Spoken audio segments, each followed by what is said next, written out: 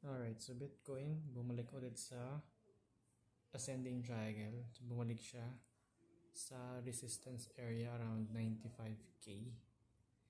So, dalawang scenario pwede mangyari dito. It's either mag-bounce siya sa resistance or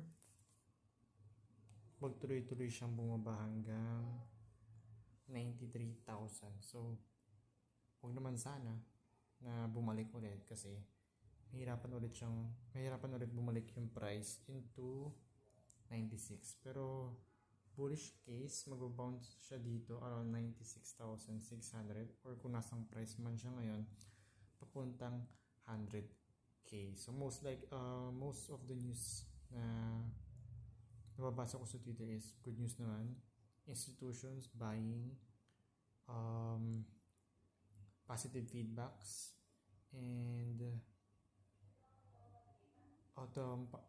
entering of Q3, which is mas magandang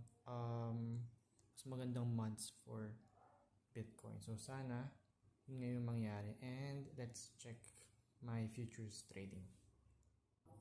Ayan, so yung futures trading natin as of now, Bitcoin, meron akong 17,000 plus na profit.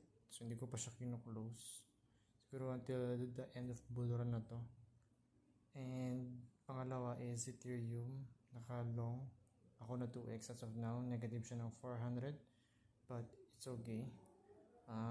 Maganda yung position natin, and feeling ko hindi naman to bababa ng todo, and naka-bounce na siya.